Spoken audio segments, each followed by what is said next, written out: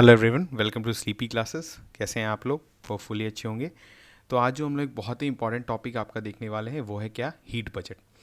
अब ये टॉपिक आप अगर सिविल सर्विसेज का प्रिपरेशन कर रहे होंगे तो आपके क्लास 11th के बुक में एनसीईआरटी में ये देखने को मिलता है। वहाँ पर जो ये फिजिकल ज्योग्राफी में ये टॉपिक डील किया हुआ है। अब ये जो टॉपिक है इससे जो आपके प्रीलिम्स में भी क्वेश्चन आते हैं, इवन स्टेट पीसीएस में भी इससे क्वेश्चंस आते हैं। अगर आप मेंस का बोलें, सिविल सर्विसेज एग्जाम का जो मेन स्टेज होता है वहाँ पर पेपर वन जो आपका GS1 होता है वहाँ पर भी ये टॉपिक काफ़ी बार पूछा गया है।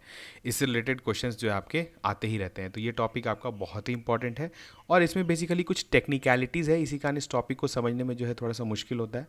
तो उसको भी हम लोग अच्छे से देखेंगे और फिर हम लोग जो मेन हीट बजट को तो देखेंगे। ठीक है, तो चलिए पहले कुछ कंसेप्ट हम लोग देख लेते हैं। यहाँ पर अगर आप देखेंगे तो हम लोग क्या देख पा रहे हैं, यहाँ पर ये बेसिकली इलेक्ट्रोमैग्नेटिक स्पेक्ट्रम है। अब लाइट जो है वो आपका जो लाइट है, हमारा लाइट होता है वो क्या है कि आपका डुअल नेचर का है, वो पार्टिकल नेचर का भी है और वेव नेचर का भी है। तो यहाँ पर हम लोग उसके वेव नेचर को देख रहे हैं। अब लाइट जो है वो एक इलेक्ट्रोमैग्नेटिक वेव है।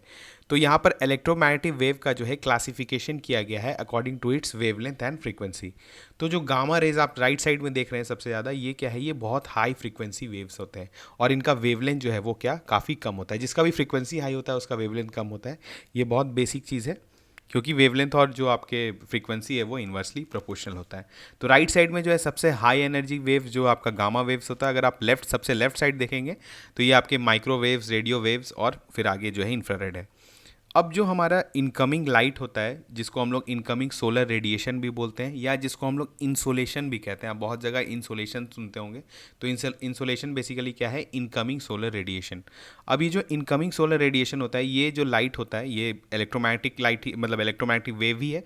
तो ये किस रीजन में लाई कर रहा है, ये कर रहा है अल्ट्रा वायलेट रीजन में। जो आपका जो इनकमिंग लाइट होता है, जो सनलाइट होता है, वो उसका जो वेवलेंथ अगर आप बोलेंगे या फ्रीक्वेंसी बोलेंगे, वो अल्ट्रा वायलेट रीजन में लाई करता है। इसी कारण हम लोग उसको यूवी रेज कहते हैं।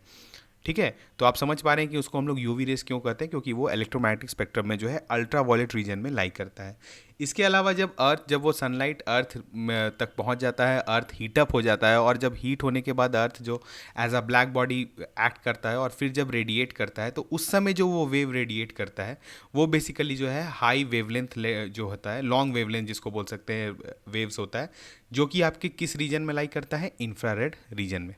तो यहाँ पर दो चीज़ आपका क्लियर हुआ क्या, फर्स्ट कि आपका जो इनकमिंग लाइट है that lies in majorly lies in ultraviolet region, और जो अर्थ जो रेडिएट करता है, जो वेव, वो लाई करता है आपके इंफ्रारेड रीजन में। ठीक है, अब आप यहाँ पर देखिए अच्छे से, यहाँ पर एग्जैक्ट आपका वेवलेंथ दिया हुआ है मीटर्स में। अगर आप देखेंगे तो राइट साइड में आप देख रहे हैं वेवलेंथ काफ़ी कम हो जाता है और लेफ्ट साइड में जो है वेवलेंथ काफ़ी ज़्यादा हो जाता है। अब कुछ और भी हम लोग देख रहे थे, जैसे आप ये देख रहे हैं अर्थ का है, अर्थ के अराउंड जो है एटमॉस्फेयर है इसका, एटमॉस्फेयर में, और यूवी राइज आते हैं, मतलब यूवी रेज आते हैं और इंफ्रारेड जो है वो यहाँ से रेडिएट बैक हो जाता है। अब आपका एटमॉस्फेयर जो है वो बहुत ही इंपॉर्टेंट जो है यहाँ पर रोल प्ले करता है। क्यों बताइए, क्योंकि अर्थ ही एक ऐसा प्लैनेट है अभी जहाँ पर लाइफ पॉसिबल है। और ये पॉसिबल क्यों है, क्योंकि अर्थ के अराउंड एटमॉस्फेयर है। ये एटमॉस्फेयर क्या करता है आपका, कि ये आपका टेम्परेचर रेगुलेट करता है। अगर ये एटमॉस्फेयर आपका नहीं होता तो सारा सनलाइट जो है वो डायरेक्टली रीच करता और जो भी यहाँ पे लिविंग, मतलब फिर यहाँ पर जो है अर्थ पे लिविंग बींग सर्वाइव नहीं कर पाते। ठीक है, दूसरा क्या है कि ये मॉइस्चर भी कंट्रोल करता है, हीट ट्रांसफ़र करता है। तो बहुत सारा रोल जो है आपका एटमॉस्फेयर प्ले करता है। अब हम लोग देखेंगे इसी से कि ये एटमॉस्फेयर और अर्थ जो है मिलके कैसे हीट बजट जो है वो मेंटेन करते हैं। ठीक है, अब यहाँ पर देखिए जो इनकमिंग सोलर रेडिएशन होता है, इंसोलेशन जिसको हम लोग बोलते हैं, ये मेजरली आपके अल्ट्रा वायलेट रेज होते हैं। ठीक है, लेकिन इसमें कुछ क्या होता है, मिक्सचर आपके इन नियर इंफ्रारेड भी होते हैं। तो मैक्सिमम हम लोग यहाँ पर देखेंगे कि मैक्सिमम आपके जो सनलाइट्स होते हैं, ठीक है, जो आपके जो इनकमिंग जो लाइट्स है, वो क्या होता है, या तो पास हो जाते हैं, ठीक है, या तो रिफ्लेक्ट बैक हो जाते हैं, या तो कुछ स्कैटर हो जाते हैं। लेकिन आपके जो आपके जो इंफ्रारेड लाइट्स हैं, जो नियर इंफ्रारेड साइट है, वो क्या होते हैं, वो हमारे एटमॉस्फेयर में ही एब्जॉर्ब हो जाते हैं। तो उसके वजह से क्या होता है कि हम लोग देखेंगे हीट बजट में कि कुछ पार्ट जो आपका इनकमिंग लाइट का है वो आपके एटमॉस्फेयर में एब्जॉर्ब हो जाता है। तो अब हम लोग एक एक करके सारी चीज़ों को देखते हैं। ये देखिए डायग्राम बहुत ही इंपॉर्टेंट है, क्योंकि ये डायग्राम जो है आपको हर जगह देखने को मिलेगा। इस डायग्राम से जो है आप बेस्ट तरीके से जो है हीट बजट समझ भी सकते हैं। ये बहुत ही अच्छा डायग्राम दिया हुआ है, एनसीईआरटी से लिया हुआ डायग्राम है। इसको अगर आप अच्छे से समझ जाएंगे तो आप पूरे हीट बजट को अच्छे से समझ जाएंगे। तो चलिए हम लोग यहाँ पर देखते हैं। अब देखिए आप लेफ्ट साइड वाला अगर देखेंगे यहाँ पर, तो क्या लिखा हुआ है, शॉर्ट वेव सोलर रेडिएशन। जैसे हमने कहा short wave basically short wavelength का बात हो रहा है। तो जो आपका शॉर्ट वेवलेंथ जो कि आपका अल्ट्रा वायलेट जो रेज जो आ रहा है, जिसको यूवी रेज कहते हैं, वो बेसिकली उसका वेवलेंथ काफ़ी कम होता है और वो बहुत हाई फ्रिक्वेंसी लाइट होता है, तो उसको यहाँ पर कहा जा रहा है। अब ये जो टोटल सोलर रेडिएशन बोला जा रहा है, चलिए जो सन से जो लाइट आ रहा है अर्थ तक, उसको जो है 100% माना जा रहा है। तो उसको हम लोग क्या करते हैं, उसको हम लोग 100 यूनिट मान लेते हैं। अब ये जो 100 यूनिट जो आपके सनलाइट आया, इसको हम लोग देखते हैं कि इसका जो है बजटिंग कैसे होता है हमारे अर्थ पर। अब अगर आप देखेंगे कि 100 यूनिट्स जो आपका सनलाइट आ रहा है, ठीक है, तो इसमें क्या होता है कि आपका 27% जो है वो रिफ्लेक्ट बैक हो जाता है क्लाउड से। अब यहाँ पर देखिए कुछ कुछ चीज़ आने लगा। अगर आप इस डायग्राम को देखेंगे, यहाँ पर आप देख रहे हैं कि ये जो ब्लू लाइट है ये अल्ट्रा वायलेट लाइट है, ठीक है, और ये मेजर आपका कंपोजिशन है जो भी इनकमिंग सोलर लाइट है। तो इसमें क्या होता है कि कुछ जो है वो मतलब जो है वो रिफ्लेक्ट बैक हो जाते हैं क्लाउड से टकराने के बाद, ठीक है। तो यहाँ पर आप देख रहे हैं 27% जो है वो क्लाउड्स ही उनको रिफ्लेक्ट कर दिया, ठीक है। अब उसके बाद क्या है कि यहाँ पर हमारे कुछ जो एटमॉस्फेयर में क्या होते हैं, कुछ पार्टिकल्स होते हैं, डस्ट पार्टिकल, सस्पेंडेड पार्टिकल्स होते हैं, जो कि आपके सनलाइट को रिफ्लेक्ट करने का भी जो है पोटेंशियल रखते हैं। तो अब ये क्या करता है, जब जब इनकमिंग सनलाइट होता है वो इन पार्टिकल से टकराता है, तो क्या होता है, ये लाइट का स्कैटरिंग हो जाता है। स्कैटरिंग मतलब हुआ कि हर तरफ डायरेक्शन में मूव कर जाना। तो कुछ सनलाइट जो क्या होते हैं वो स्कैटर होके जो है वो स्पेस में चले जाते हैं वापस, मतलब वो वापस चले गए, तो उनका स्कैटरिंग होके जो है वो वापस स्पेस में चले गए। तो यहाँ पर आप देख रहे हैं दो चीज़ क्या क्लियर हुआ, एक तो आपका क्या 27% तो आपका क्लाउड ही रिफ्लेक्ट कर दिया, और आप बोलेंगे 6% जो है वो स्कैटर होके वापस स्पेस में चले जाते हैं। अब देखिए जो बाकी जो आपका 27, और अगर हम लोग यहाँ पे जोड़ते जाते हैं तो आपको बहुत इजी होगा, यूनिट्स बोले या परसेंटेज बोले दोनों इक्विवेलेंट है। तो आप बोलेंगे कि 27, ठीक है, 27 + 6 अभी कितना हुआ, तो आपका 33 यूनिट्स जो है वो आपके ऑलरेडी रिफ्लेक्ट हो चुके हैं। सन मतलब अर्थ के पहुंचने तक ही जो है उससे पहले ही ये आपका रिफ्लेक्ट हो चुका है 33%। अब देखिए क्या होता है कि बाकी जो मूव कर रहे हैं, जो अर्थ की तरफ मूव कर रहे हैं, तो 14% जो है वो आपका क्या होता है कि वो एब्जॉर्ब हो जाते हैं एटमॉस्फेयर में। अभी हमने कहा कि जो इनकमिंग लाइट होता है, इंसोलेशन जो होता है वो आपका, उसमें मैक्सिमम तो यूवी होते हैं, लेकिन कुछ क्या होते हैं नियर इंफ्रारेड होते हैं। तो ये क्या होते हैं, ये हमारे पार्टिकल्स के द्वारा या जो भी बाकी जो एटमॉस्फेयर में जो भी चीज़ होते हैं, गैस होते हैं, उनके द्वारा जो है ये एब्जॉर्ब हो जाते हैं। तो ये क्या हुआ, 14% जो है ये जो इनकमिंग लाइट है ये अर्थ तक कभी नहीं पहुंचेगा। क्यों? क्योंकि ये एटमॉस्फेयर में ही रह गया। अब देखिए यहाँ पर से जो है 14% को अभी हम लोग छोड़ दीजिए, अभी जो हम लोग का 33% है उस पर हम लोग ध्यान देते हैं।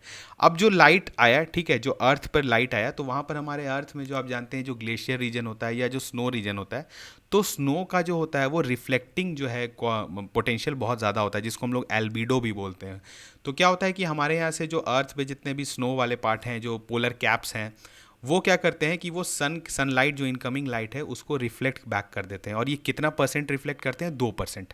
तो यानी अभी तक आपका कितना रिफ्लेक्ट बैक हुआ था, मतलब रिफ्लेक्ट बैक बोलिए, उसमें 27% रिफ्लेक्ट हुआ था और 6% स्कैटर हुआ था। तो अब उसमें और क्या हुआ, 2% जोड़ दीजिए, तो वो क्या हुआ, ये टोटल जो है रिफ्लेक्ट बैक हो चुके हैं ऑलरेडी। अर्थ पर पहुंचने से पहले ही ये रिफ्लेक्ट हो गए। ये 2% अर्थ ने रिफ्लेक्ट किया, लेकिन आप मान सकते हैं कि 35% जो है वो लाइट जो है वो वापस जा चुका है। तो बचा कितना आपका, अगर हम लोग 100 में से 35 हटा देंगे तो बचा आपका 65। तो अब इसी 65 को हम लोग को देखना है कि ये कैसे डिस्ट्रीब्यूट होता है हमारे अर्थ पे। तो अब यहाँ पर अगर आप देख पा रहे होंगे तो ये देखिए, ये जो आपका नीचे है, तो इस 65% में से जो है 14% अब आप जो है वो आपका एटमॉस्फेयर एब्जॉर्व कर लिया, ठीक है। अब ये 14% आपके लिए इंपॉर्टेंट हो गया। 35% जो है वो रिफ्लेक्ट बैक हो चुका है और स्कैटर बैक बोल सकते हैं, जो भी कुछ 6% हुआ था, और 14% जो है यहाँ पर एब्जॉर्व हो गया एटमॉस्फेयर के द्वारा। अब बचा कितना पता ही, 65 से अगर हम लोग 14 हटा देंगे तो बचा आपका 51 यूनिट्स या 51%। अब ये 51% जो है आपका वो जो है अर्थ के द्वारा एब्जॉर्व कर लिया जाता है। तो यहाँ पर आप देख रहे हैं 34 जो है वो अर्थ डायरेक्ट एब्जॉर्बेशन हुआ। मतलब क्या हुआ कि ये जो लाइट्स आ रही हैं डायरेक्टली अर्थ तक पहुँच गए 34%, और ये अर्थ ने इसको एब्जॉर्ब कर लिया। उसके अलावा जो अभी हमने कहा थी कि आपने जो आपका पार्टिकल्स जो है वो जो एटमॉस्फेयर में होता है जो स्कैटर करता है, तो कुछ तो स्कैटर बैक कर देता है स्पेस में, और कुछ जो होता है वो स्कैटर करता जाता है अर्थ के ही तरफ, तो वो जो है होता है कितना आपका 17%। तो इसको भी ब्रेकअप कर दिया गया है। तो एब्जॉर्ब बाय द अर्थ जो भी आपका स्कैटर्ड रेडिएशन है, एक डायरेक्ट रेडिएशन और दूसरा स्कैटर्ड रेडिएशन, तो ये दोनों को अगर आप जोड़ेंगे 34 + 17 तो ये आपका आ जाता है 51। तो हो गया हमारा पूरा 100%। 35 रिफ्लेक्ट और स्कैटर बैक हो चुका है, 14 एब्जॉर्ब हो गया एटमॉस्फेयर के द्वारा। अब अर्थ के पास जो 51 जो पहुंचा है, यही अर्थ इसी से जो है हीटअप हो गया। अर्थ का जो सरफेस है वो, या आप बोलेंगे जो भी एब्जॉर्बिंग पार्ट्स है उसका, उसके वजह से जो है वो हीटअप हो गया। अब जब अर्थ हीटअप हो जाएगा तो वो बेसिकली क्या करेगा, एक ब्लैक बॉडी के जैसा ऐड करेगा। अगर आप फिजिक्स पढ़े होंगे तो वहाँ पर आप ब्लैक बॉडी रेडिएशन पढ़े होंगे। तो किसी भी बॉडी को जो है वो जो कुछ रेडिएशन एब्जॉर्ब करके अगर उसको रेडिएट बैक करता है तो वो ब्लैक बॉडी के जैसा जो है वो एक्ट करता है। ऐसे ब्लैक बॉडी तो जितना भी मतलब ये करता है आपका, मतलब उसको जितना भी हीट मिलता है वो उतना हीट बैक जो है वो रेडिएट कर देता है। तो उसी तरह से जो है अर्थ यहाँ पर एक्ट करता है। ठीक है, चलिए अब हम लोग क्या देखेंगे, ये तो हमारा हो गया शॉर्ट वेव का डिस्ट्रीब्यूशन। शॉर्ट वेव क्या, क्योंकि अल्ट्रा वायलेट रीजन में हमने देखा था, और इसमें short wave means short wavelength. तो इनका तो हमने देख लिया कि शॉर्ट वेवलेंथ वाले जो वेव्स होते हैं या जो रेज हैं उन, या जो सनलाइट है वो कैसे हमारे अर्थ में डिस्ट्रीब्यूट हुए। तो अर्थ के पास अभी कितना बचा है बताइए, 51%। अब हम लोग इस 51% को देखना है कि ये कैसे काम करेगा। ठीक है, इसका राइट साइड वाला डायग्राम है, लेकिन हम लोग इसको अलग से देखते हैं। यहाँ पर अभी हमने जस्ट देखा, देखिए आपका अगर हम लोग ये कहा है तो आप इसको भी देख सकते हैं। यहाँ पर जो है ये दे दिया गया है। इस स्लाइड को अगर आप बाद में भी देखेंगे तो आपको जो है क्लियर हो जाएगा इसमें कि कैसे कैसे जो है ये 35% रिफ्लेक्ट बैक हो जाता है और आपका 65% जो है वो जो है आपके एटमॉस्फेयर और अर्थ में पहुंचता है। ठीक है, चलिए अब हम लोग देखते हैं मेनली क्या है। जब अर्थ हीटअप हो गया है तो अब ये हीट जो है अर्थ कैसे वापस करेगा, क्योंकि आप जानते हैं अर्थ जो है अपने पास कोई भी अमाउंट ऑफ एनर्जी जो है वो स्टोर नहीं करता है।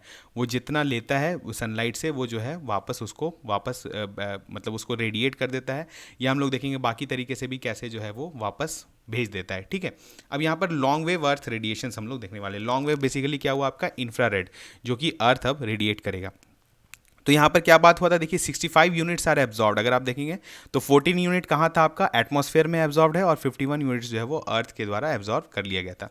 अब इसको अर्थ गर्म हो गया। अब अर्थ जो है इस 51% को जो रेडिएट बैक करेगा, इसको हम लोग कह देते हैं टेरेस्टेरियल, आपका टेरेस्ट्रियल रेडिएशन। ये बहुत इंपॉर्टेंट है आपका। टेरेस्ट्रियल रेडिएशन बेसिकली क्या हुआ आपका, जो अर्थ के पास जितना भी यूनिट्स ऑफ सनलाइट पहुंचा है जिसकी वजह से वो हीटअप हुआ है, और जो वो उसको वापस करेगा उसको हम लोग बोलेंगे टेरेस्ट्रियल रेडिएशन। अब देखिए ये कैसे रेडिएट बैक होता है। अर्थ के पास अभी कितना है, 51%। अब देखिए 17 यूनिट्स जो है ये रेडिएट कर देता है स्पेस में डायरेक्टली।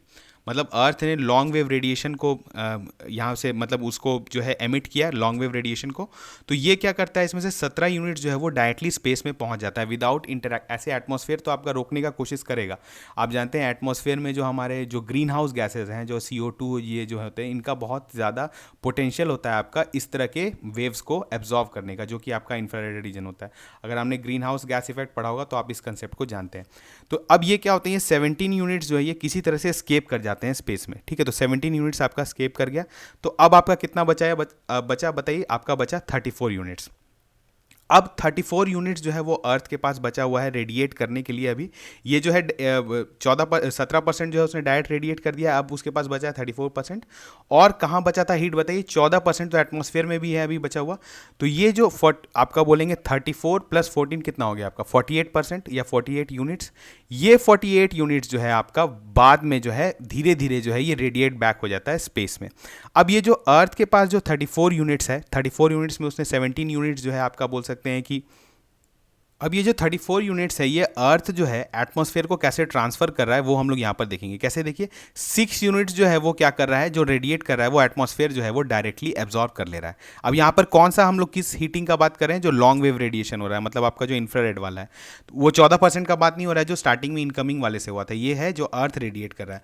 तो इसका जो है 17% तो डायरेक्टली रेडिएट हो गया। जो बचा 34% उसमें से क्या होता है, 6% जो अर्थ रेडिएट करता है वो एटमॉस्फेयर एब्जॉर्ब कर लेता है।